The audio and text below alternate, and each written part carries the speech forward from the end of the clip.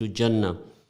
May Allah answer from His infinite mercy all that you need and ask for, from the dreams of your heart to the prayers on your lips, to every expectation and aspiration you have. Ameen. Of course, every day there are a number of people who send us a dua, or they send us what we call a Ramadan reminder. And every morning before we start the program, we always recite. And thank you very much for sending us that. We need that refresher in the morning to energize us into a lot of positive energy. All of you who are sleeping, wake up. It's Saturday. Don't waste your day away. Your time is precious. Wake up. Don't waste your time sleeping. And this is what I'm going to tell you all. Wake up right away. So today we're going to talk about the reminders on COVID as to how we have to be mindful. Yesterday we had a very learned person. He came in the evening program, and he reminded us the importance of still following protocols, procedures, and also don't forget that even if you've had an injection or you've had your second injection, don't just go to relax mode. It does not mean that you are infinitely cured, right? You still have to wear a mask. You have to take all the precautions and maintain the social distance, because you don't know the person next to you, if they have also got COVID, if they're positive, they're negative. So across the world, you have seen cases everywhere going up and down. Some countries are now in their third wave. As close as Europe, we have seen issues with Italy, with France, and by no means are we over this. We're now approaching what's called the third wave. And each wave, it gets better, it gets worse. I don't think so. So I think everyone has to be absolutely mindful. We have to continue to remind you for every day. And later on in the program, we will have a doctor who's going to come and talk to us about this in more detail. But today, we're going to focus on various issues that are prevalent in our community. And we have to do that because we, the community, are the ones who can effect change in this dunya, not anybody else. So we've just been joined by a guest, and I have to first of all tell him the protocols of how he has to behave in our studio, right? He cannot be putting his arms back, relaxing, and chilling. That's not the way. Relaxing. That's not the way we do these programs. So sometimes you have to really be a prefect to them and guide them, because they're not so used to being on a big screen. Of course, they don't realize sometimes that the world is watching. The world is watching you. So be on your best behavior.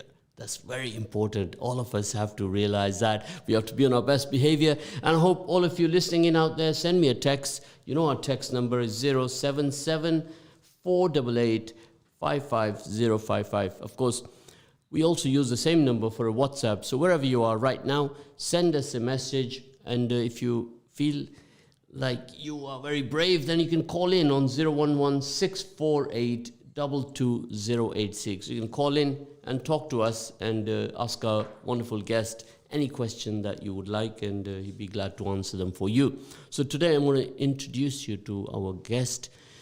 His good name is, I'm going to let him introduce himself to you, right? If you can, the controller can please let him into the room.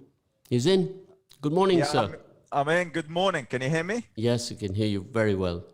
Good, excellent. Well, as you know, Zed, I'm Ossama. The one and only Ossama at the bar, the former barrister. Well, actually, no, I'm still a barrister, but I left the bar back in 2010 with the advent of the Arab Spring.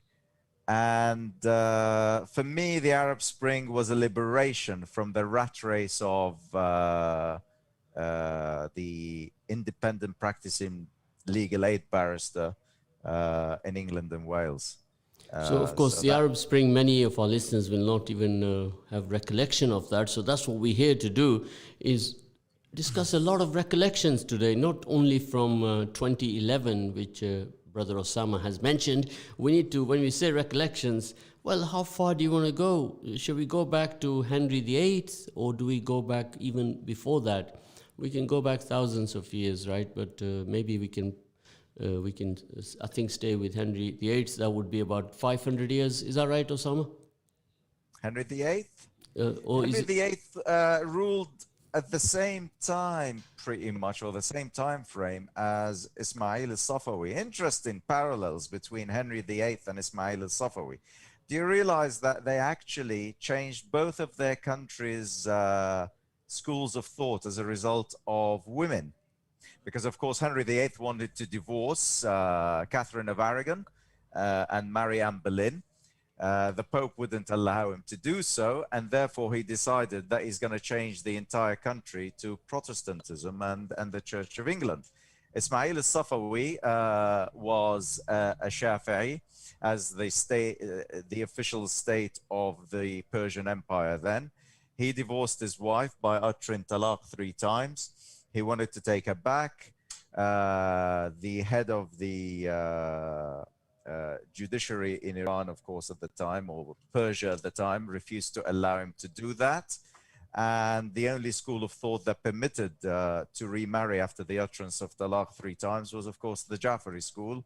And Ismail al-Safawi turned the entire Persian Empire into a Shia state. Of course, that is some historical knowledge. Even my control room are looking up and down because they didn't know all that. So, of course, there's so much in history that we don't know. And that is when we have the issues of intellectualism come to the fold, because we don't know. All of us in this dunya.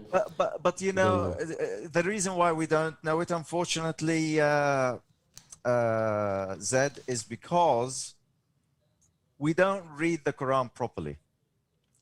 We read it, but it actually doesn't go into our mind. And what was the first ever word of the Quran?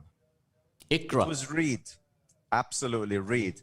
And we are a nation and a religion that does not read. It does not read its own history. It does not read its own culture. It does not read its own values. And we are all ready to listen and memorize like parrots, but we do not read, we do not analyze, we do not actually look at the Quran talks about what there is on a superficial level and what there is as a content-wise, you know, the actual internal level. You have to deeply analyze things. You can't simply take things at face value. You must question everything. Islam is one of the few religions that is actually an inquisitorial religion. God has given you the right to be inquisitive, to be questioning. You do not simply accept things on the word of what you are told. You always have to scratch the surface to say, is this logical? Is this rational? Or is it actually wrong?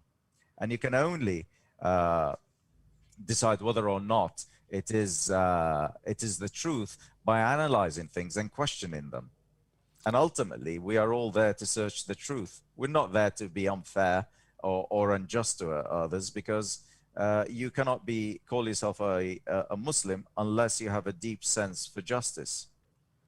Of course, justice, we always say that the enemy of wealth in this dunya is justice. The good, honest practice justice is the enemy of wealth.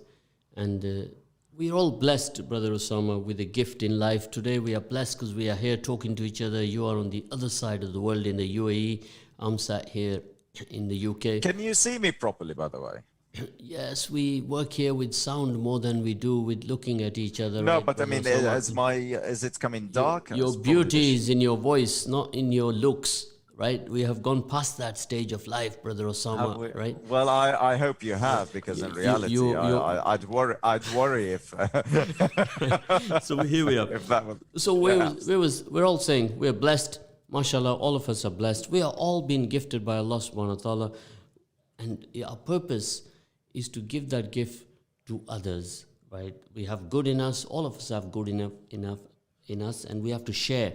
We have to share with each other all that goodness and there's blessings in that. So common ground is a human experience, right? We have to find the common ground across all colors, creeds, religions, race, cultures, traditions, and the list is endless, right? Those divisions between us are when there's a break between all of that list that I've just gone through. Color, creed, religion, race, tradition, culture. Brother Osama, that's how it is in this dunya that we live in, right? So historically, when we don't know yesterday, we're not going to function well today, and we're not going to define a better tomorrow. So let's all go down and make du'as that Allah give us the guidance and knowledge. Bless us with the knowledge so that we can better ourselves every day. Of course, many people, Brother Osama, will take on board what you've said, but they'll create their own perception of it, right? And this is where two people can sit on a table and share a date, and they'll have different perceptions on what they've read. So, of course, no, of course. Look, I mean, there's that simple psychological experiment where you are given a picture. One person will see the beautiful young woman, and the other person will see the witch. In reality, very rare is there the ability to see both sides of the arguments. So actually, perceptions of facts is a common thing amongst humans. That's why you have a jury trial, because you are bringing together the perception and the receipt of evidence from 12 different independent members, and they'll go there and discuss it, and then eventually come to what you call a democratic solution. The interesting fact about jury trials is actually it came from the Maliki practice in Sicily. It was then imported into Europe by, I believe it was Henry II, after the reconquest of Sicily by the Normans. of course, I think, Brother Osama, I'm more inclined to recommend you to take on our legal show that takes place once a week. Are you up for that? No, I'm not. I'm happy to help out. I've always helped out. And you know, this is all voluntary. We do this as a sadqa jariyah, right? And time. Oh, I see. So it's not a paid job. Unlike the high and mighty, such as your local lad, Gary Lineker, I'm not going to get paid, am I? No, you won't get paid. This is all sadqa. When you give your time to benefit the ummah, you are blessed. That is your payment. You can't get better payment than that. You know, Let me tell you something. That is a rent, Brother Osama, that we pay in this dunya. No. That is a rent we pay for our home in the akhirah. You know what the Quran says? Tell me. When you give, Allah gives you 10 times. And that is exactly so true. I remember back in 2002, there was a guy who was hard done by. Actually, he was up for a murder charge, or given instructions to give murder in Mauritius. And many of my family and even the solicitors in Birmingham used to say, look, you're mad, you're leaving this work, I can't instruct you, you're losing out on work, there's this murder trial that's come up, and you weren't available because you're going representing somebody free of charge. And I always used to use the same mantra: if you do not look after the weak, God will never look after you. And what was interesting about that case is 2003, 2011, I get a phone call in Chambers on the 1st of April. I was in court at the time, came back at lunchtime, tried to do my prayers as my routine always was, go do my namaz and then get back into court for the afternoon session. Alma, may God give her a long life, my clerk said, Ossama, there's somebody called John Binns. He wants you to go and do a trial in Egypt. I said, come on, Alma, you know, I'm not going to fall for that one. I know it's April Fool's Day. So I ignore it, go back to court. Second day, the same thing happens, ignore it. I thought, you know, I said, Alma, April Fool's was yesterday, all right? You're not winding me up. Or it was actually on a Friday. I go into Chambers. I was there again to do the same routine. And John Binns actually calls. And Alma says, Ossama, that funny chap, John Binns, he doesn't give up. He's actually phoned again. seeing if you want to do a trial in Egypt. So I said, I've never even seen Egypt.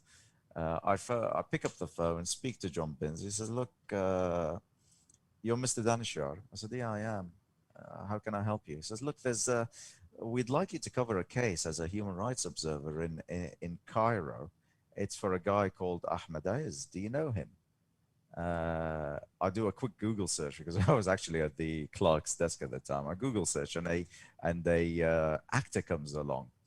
I said, yeah, but what's an actor doing being caught up in the events of the Egyptian uprising of 2011? He said, no, he's not an actor. He's the biggest steel manufacturer in the Middle East, or owns the biggest steel manufacturing company in the Middle East. Then I do a subsequent Google search, and it actually turned out to be that he was the chairman of the National Party, Mubarak's party, and the main funder for it. And quite frankly, you know how they got my name? They did a Google search, and the first thing that came up for an Arab human rights lawyer was an article that was written about my case in Mauritius. And as a result of that, I was instructed probably on the biggest ever paid case I ever had. I had 2 wonderful years. And I always say that was God's recompense for what I did free of charge in Mauritius, because somebody was facing, without just cause, 42 years in prison. And I got him off, and God paid me back. And interestingly, again, my colleague who was a QC and who agreed to, again, give his time free of charge, Nicholas Cook, ended up becoming a High Court judge and the recorder of Cardiff. So God will always pay you back for your good deeds. One way or another, you get paid back.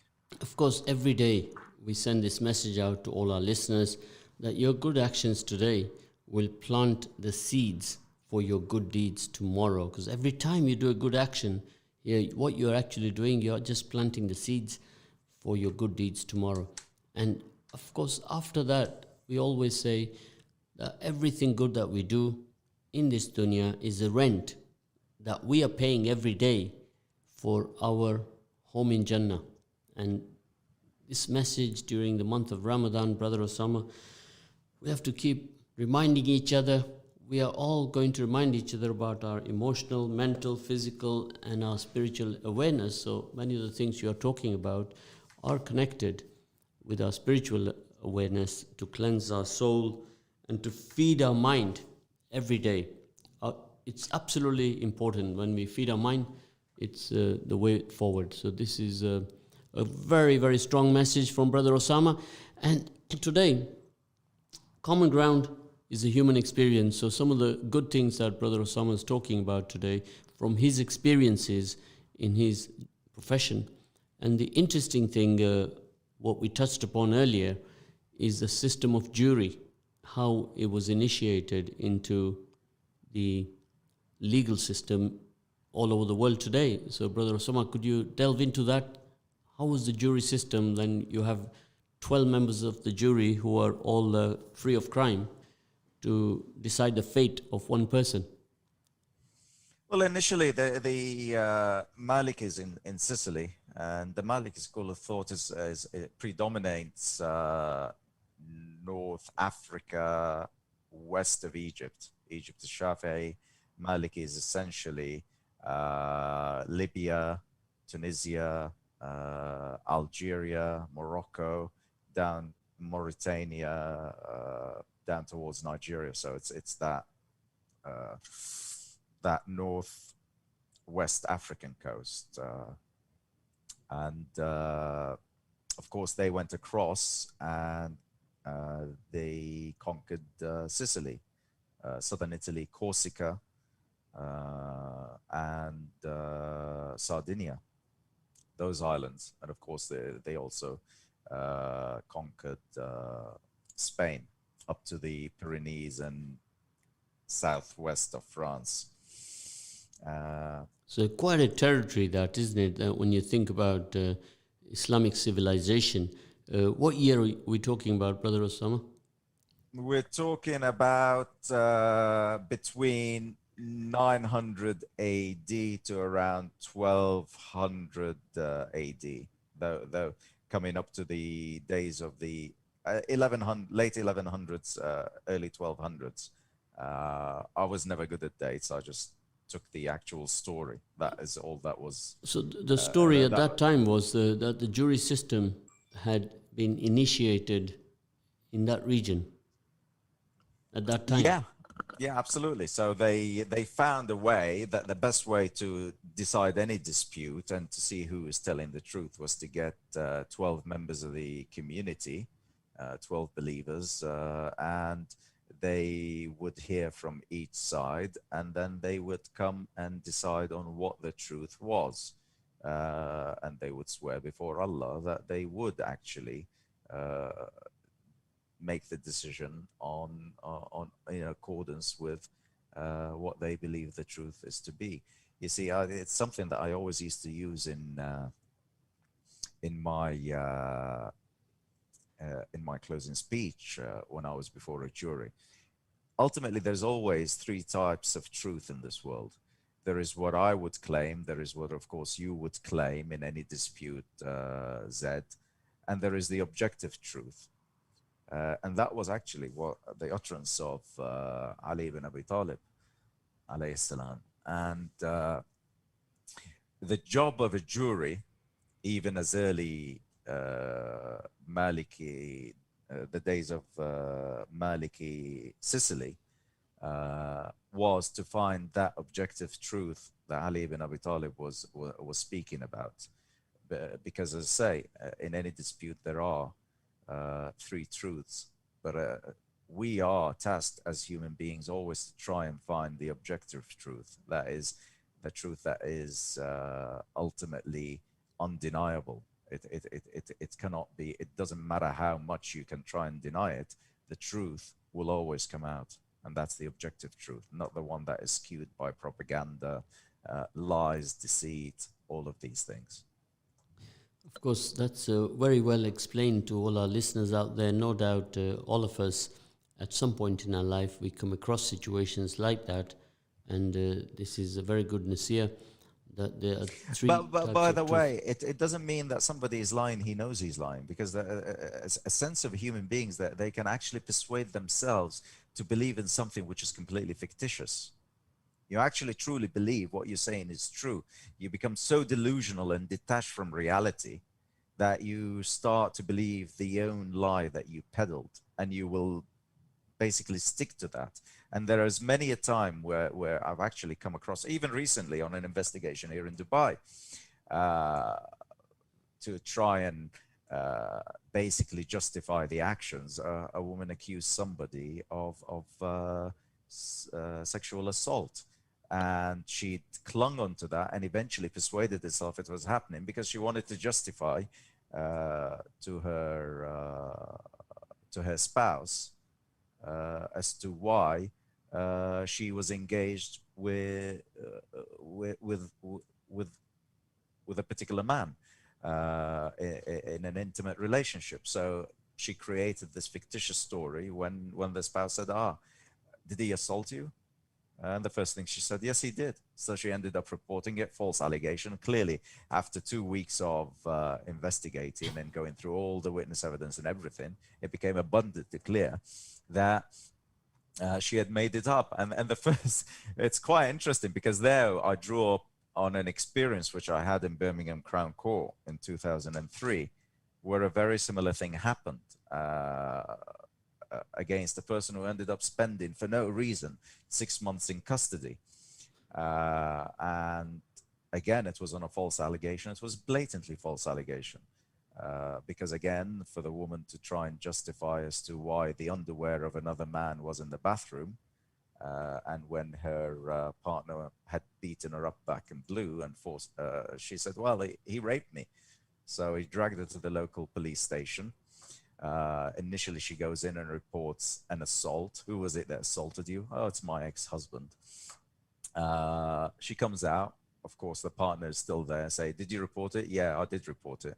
Did you report the rape? Oh, no, sorry, I didn't report the rape. I report that he beat me up. She then goes back into the police station, the cop shop, and she says, "Oh, by the way, he also raped me." That was 2 hours later. And that particular case, and sometimes you have to be stubborn actually. When you're searching for the truth, you have to be stubborn. You never give up. Of course, now I'm going to interrupt there because shortly we're going to have a break. But there are thousands of cases that we can refer to, or we know about, or we have come across in our lives across the board, across the country. Now, this is some good stories there for some young aspiring lawyer who wants to go and work in the UAE. Because today the world is your oyster. You could meet locally in any city in England, and you can go and work abroad. So Brother Osama has also had that experience, and perhaps after our break you can share with us your journey. And what I've understood about UAE, that if you go there as a lawyer from England, you still have to, you're not allowed to go and actually do what a barrister would do in the court of law, because the whole hearing is in Arabic. Now, what happens if somebody who's not an Arabic speaker and he's coming there to work in your company, for example? Could you just quickly touch upon that before we go on a short break? They generally tend to do all the documentation and corporate work, which is predominantly in English. I mean, I do the litigation work. That's all the paralegal stuff then.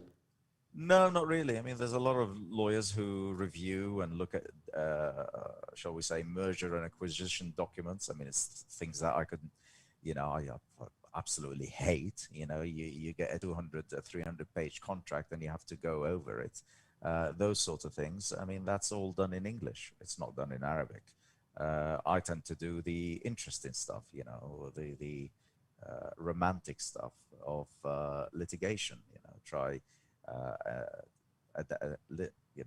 and win cases. That's my job, and that's in Arabic. It's got to be in Arabic because at the end of the day, the judges are Arabs. The official language is Arabic, and quite frankly, just as in the UK. You would not be able to advocate or work as a solicitor if you don't know English. Similar here, if you don't know Arabic, you're not going to be able to advocate or litigate. Of course, so there is, however, there are opportunities there for young aspiring lawyers who have qualified in England and they want the experience of a UAE. I would advise them this, to do what I did and get a few years experience in England for this reason. I only got to know my own country, namely Britain, the country which I grew up in, when I became a barrister.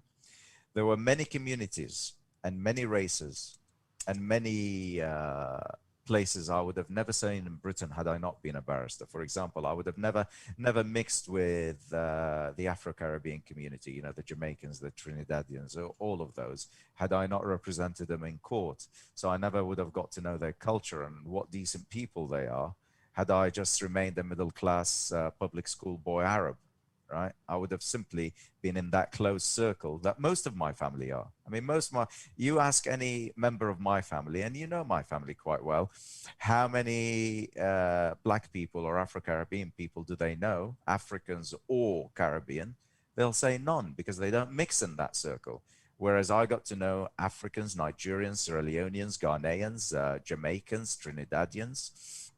I got to know all of that. Okay, I'm going to interrupt you now. Apologies for interrupting you. We're going to go for a short break now, and we're going to join you with some more interesting subjects, right, straight after the break. Jazakallah khair. Yeah.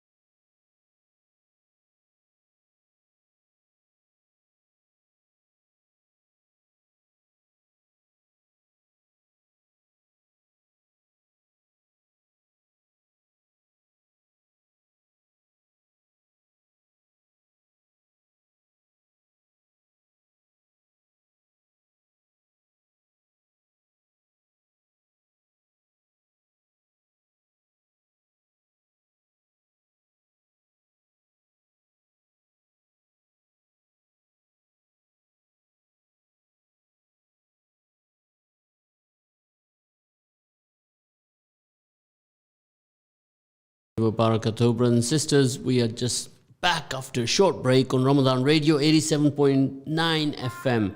I'm still waiting for you to send me a WhatsApp and a text. You're all sleeping. I need you to all wake up right away because you're missing out on some fantastic nasiyah from Brother Ossama.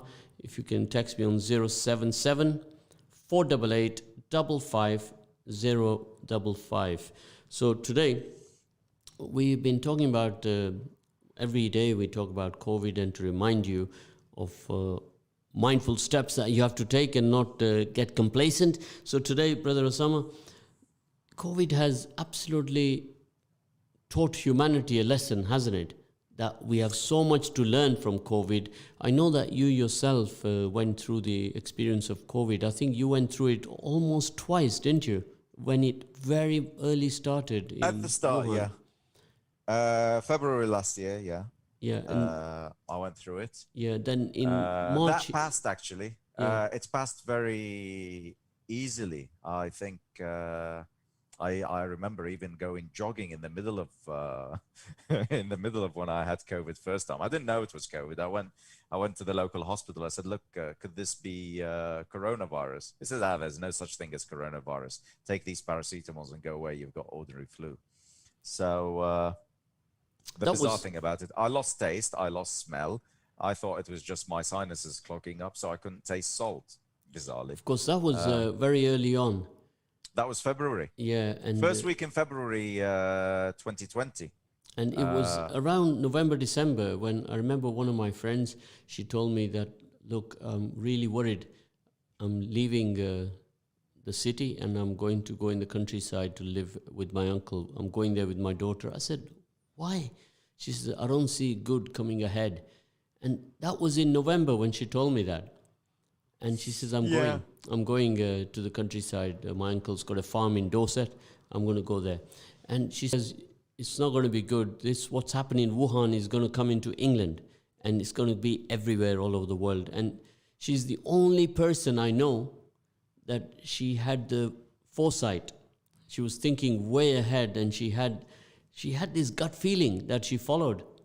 And I've never forgotten that she was absolutely on the ball. I mean, look, it's the writing was on the wall because certainly at the beginning, nobody took it seriously. Everyone was still flying about, traveling, getting on with their normal business. I think the problem, even in the UK, it's still persistent, is there's just clearly blatant incompetence. I mean, at the end of the day, no testing on arrival.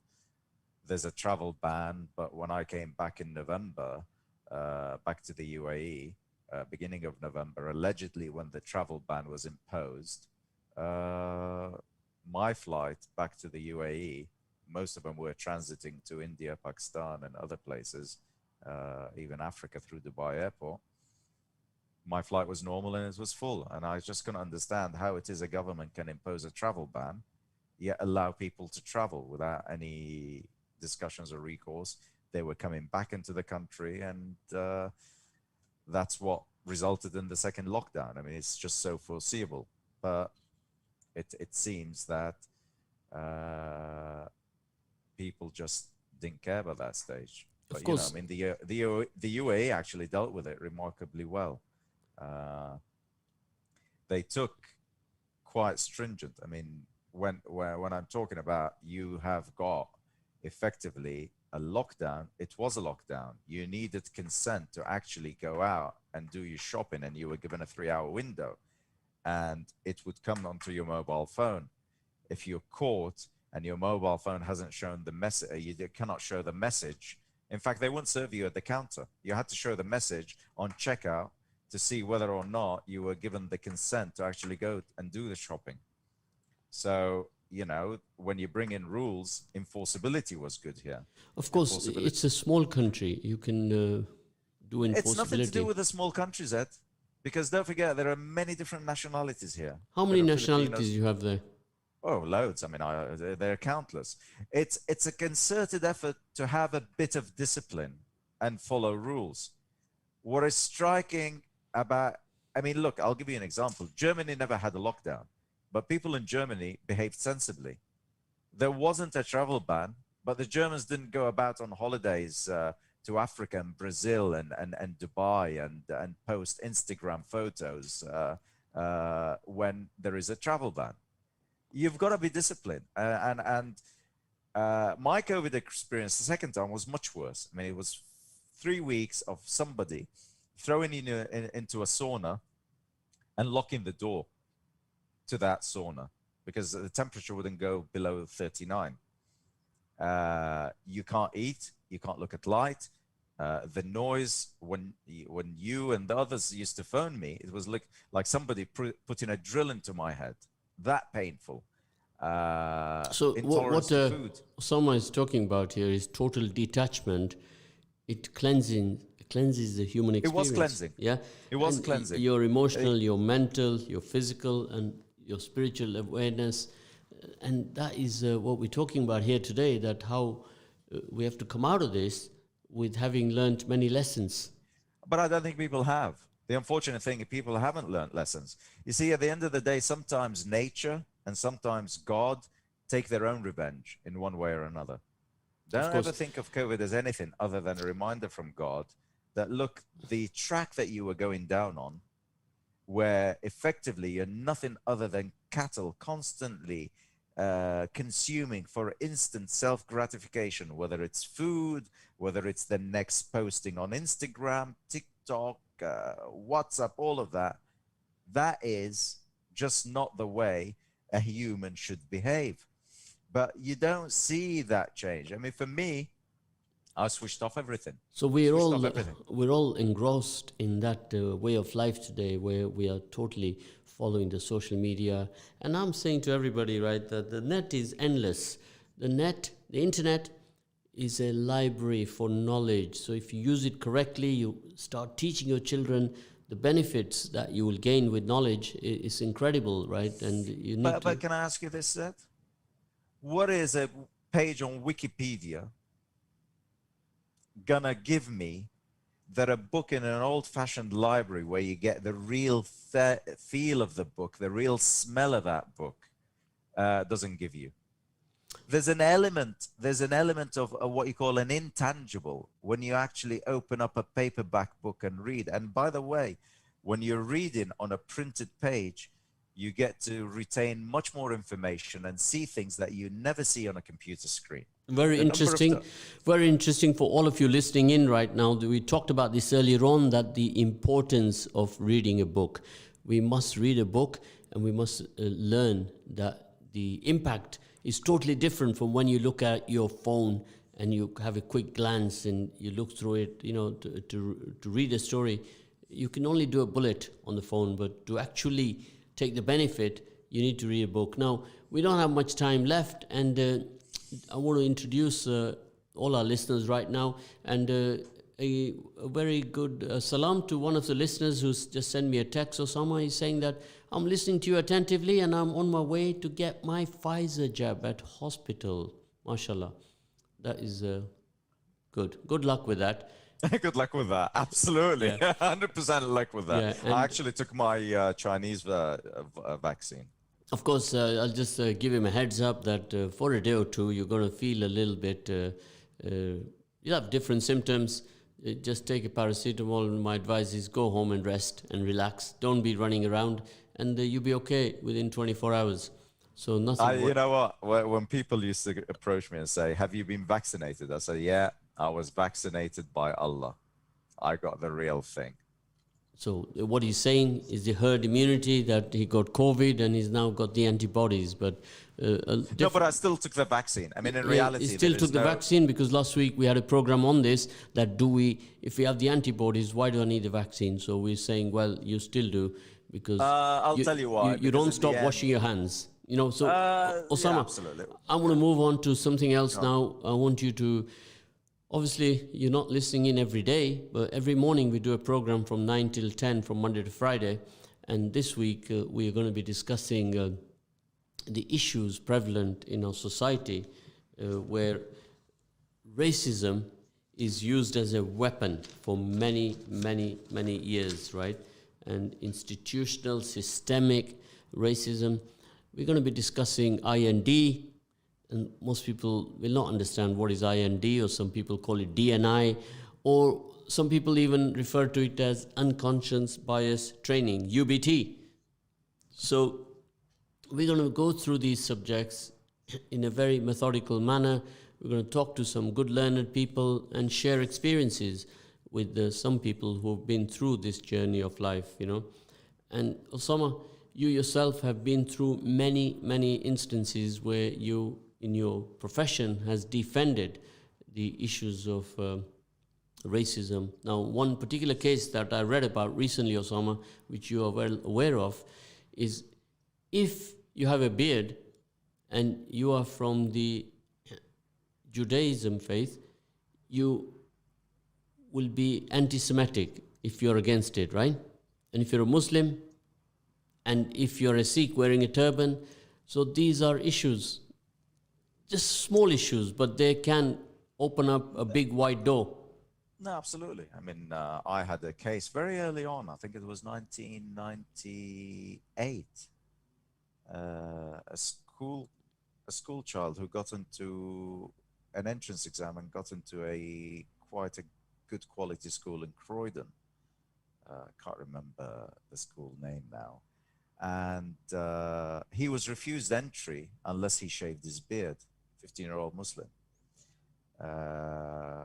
I was asked whether I can go and represent him at a Board of Governors meeting. The headmaster was there, who was stringently trying to enforce a non-beard policy. And he was saying, oh, well, it's our policy, it's applicable to everybody. I said, so if a Jewish school child came to the school with a beard, you would also prevent him from entry? He says, yes, I would. I said, do you realize that is against the Racial Relations Act, because you're effectively discriminating against Jewish people? He went quiet. I said, how about a Sikh child if he came in with a beard and a turban? Because of course I would exclude him. It doesn't apply. It doesn't comply with the dress code. I said, again, do you realize that is against the Race Relations Act, because Sikhs are classed as a racial, an ethnic group, and therefore banning a Sikh child on the basis that you cannot tolerate his turban is an offense and a breach of the Race Relations Act. So then the Board of Governors effectively had to change the school dress code because it was non-compliant with the Race Relations Act at the time. Of course, Ossama, we're mindful of time. And they offered the Muslim child back his place. By that stage, it was too late. Now, the point I want to make to everybody listening in right now, we've been actively in this country, I would say, from the 1950s onwards. So it's almost over 70 years we have been here in this country, right? And in the midst of COVID, we went through the Black Lives Matter, and enough was not talked about. Well, of course, all lives matter. Brown lives matter. Yellow lives matter. Every life matters on this planet, right?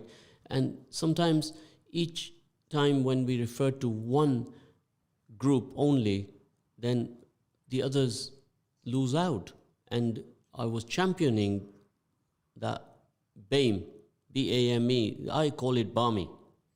I never agreed with it when they created it, and I was very happy that Mr. Boris Johnson, our Prime Minister, he finally listened to my pleas. I said, Boris, this is patronizing, get rid. Allah, he answered my du'as. And 2 weeks ago, he agreed with that statement, and I was very happy.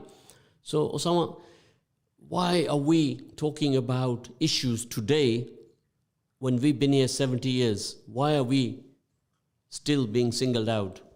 You know, more than 70 years, actually. The first active is 50 from 1950s onwards. The first influx of Muslims were Yemenis and Somalis into Cardiff. Here today, I'm talking about, when I talk about racism, I'm talking about across the board. I'm even including the Maimans in that ethnicity, right? They're also included in that group, right? In the city of Leicester, you know, we have a very strong contingent of Maimans. If I miss them out, then afterwards they give me a lot of pain and heartache.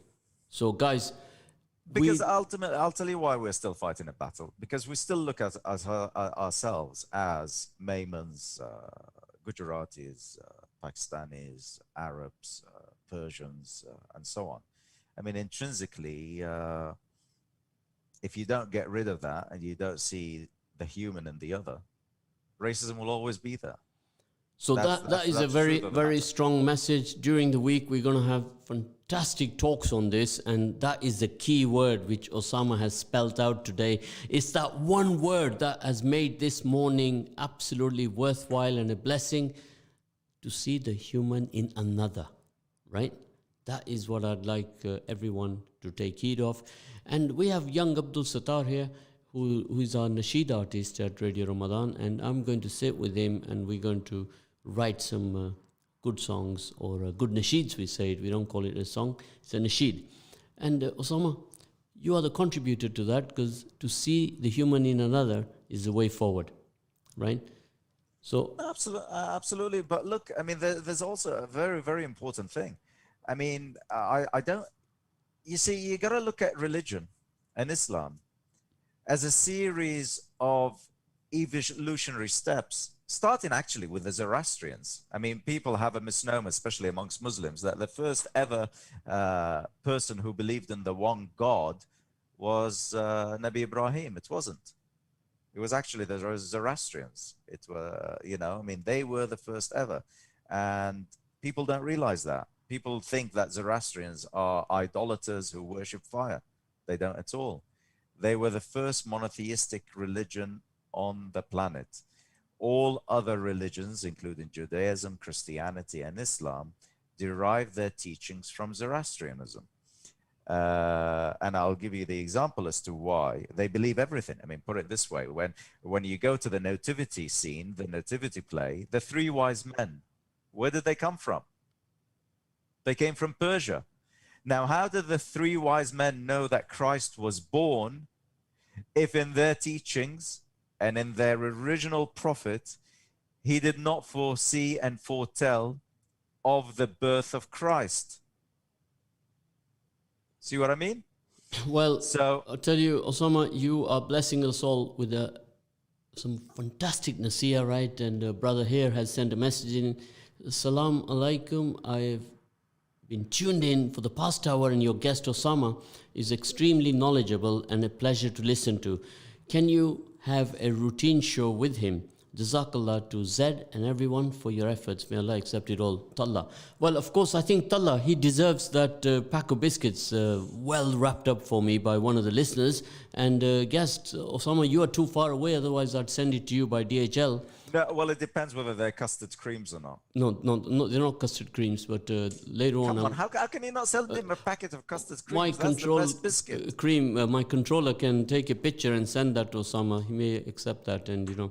So normally all our presenters and our guests, you know, we bless them with a fantastic biryani, but you're too far away for that. Now, guys, it's 45 seconds left. Now we have so much to talk about, so much left to talk about. So we're going to continue the topic of institutional racism, the impact upon us in the society, and what we, the community, can do to drive the change. So today, Ossama has been a DTC.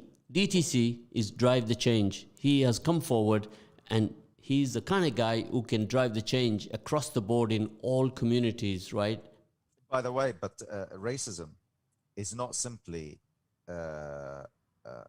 tribal and so on. Racism is also, there's an element of racism in what you call the economic strata. Ossama, we had 4 seconds. Now we're going to touch on that straight after the program, because very interesting topic. So Jazakallah khair. She'll join you on Monday.